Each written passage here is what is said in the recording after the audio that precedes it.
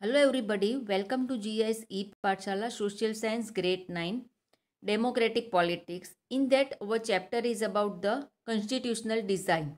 See, we have seen that how the constitution has designed, how the people work for our Indian constitution. We have seen about the one example of the recent constitution of Africa, how the people worked hard for to become the republic. Now we are going to see some of the other points. See, in the last lecture, one last question was there that why we should follow the constitution made by these people. Since long we are following, 50, 60 years we are following, then why present also we are following? What is the such type of thing in that? So we are following. So the things are that the Constituent Assembly represented in the people of India. It was elected mainly by the members of the existing provincial legislatures. This ensured a fair geographical share of the members from all the regions of the country. The assembly represented members from different language groups, caste, class, religion, and occupation. See, it was mainly elected mainly by the members of the existing provincial legislatures. This assured that fair geographical share of members from all the religion, geographical religion, all the people were there. The representative from all the different type of language groups, caste, class, religion, occupations were there. So maximum participation of all the people of India what was there in the constitution. The Constituent Assembly worked in a systematic, open, consensual manner. First, some basic principles were decided and agreed upon. Since many a time this happens that some basic rules are that this all have to follow. So first they laid and they decided the basic principle and they all are agreed upon those.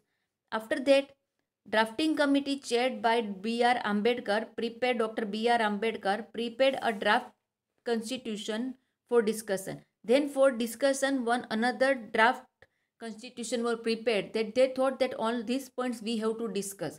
So people should be satisfied that we have taken the part.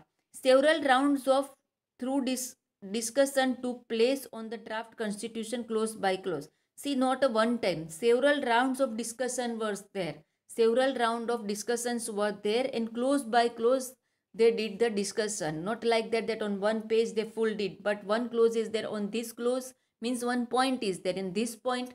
Any doubt, any discussion is there, they prepared like that close wise close they did the discussion. After that, more than 2000 amendments were considered. 2000 amendments. Amendments means in simple language we can say some of the corrections. In any legal document, if any change is there, people want to do any change, the change is there, that is counted as amendments. Every document presented and every word spoken in the Constituent Assembly has been recorded and preserved. See, whatever talk in the the word spoken in the Constituent Assembly has been recorded and preserved. These are called the Constituent Assembly debates. In debates, they are discussing. After that, when printed, these debates are 12 bulky volumes. These debates provide the rationale behind every provision of the Constitution. These are used to interpret the meaning of the Constitution. Now, Constitution of India.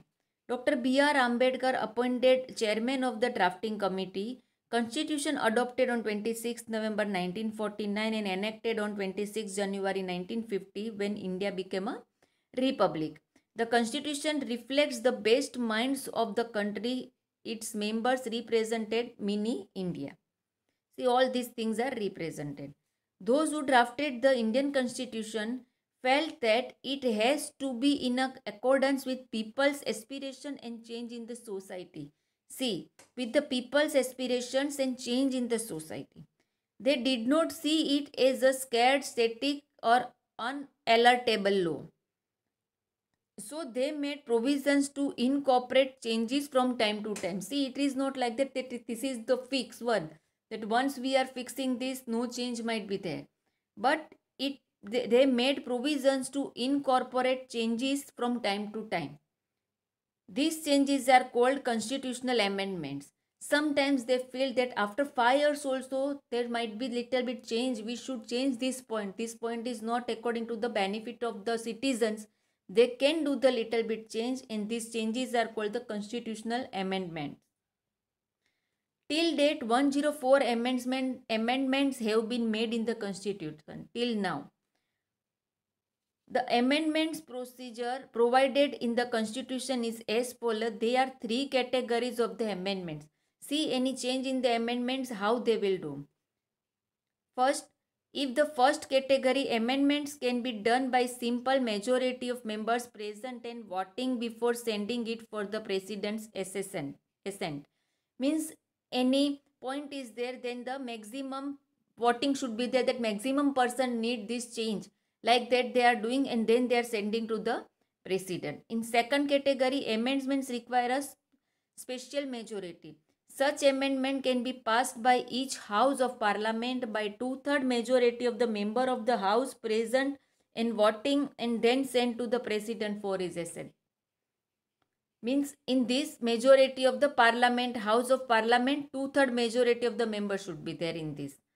The third category amendment is really difficult to pass. Besides the special majority mentioned in the second category, the same has to be approved by at least 50% of the state legislature. 50% of the state legislature also should approve. Then only they can do the amendment in the constitution. Guiding values of Indian constitution. The leaders like Mahatma Gandhi, Dr. Ambedkar, Jawaharlal Nehru put forward their views about dream and promise the constitution makes for the nation. They work hard for. The preamble of the constitution speak about the philosophy on which entire constitution has been built. It is the soul of Indian constitution. What is the soul of Indian constitution? The preamble. See, it is given, we the people of India having solemnly resolved to constitute India into a sovereign socialist and secular democratic republic and to secure all its citizens. See, this is the given in the preamble. See, now the first line is given in the preamble. We the people of India means the constitution that has been drawn up and enacted by the people through their representatives and not handed down to them by king or any outsider powers.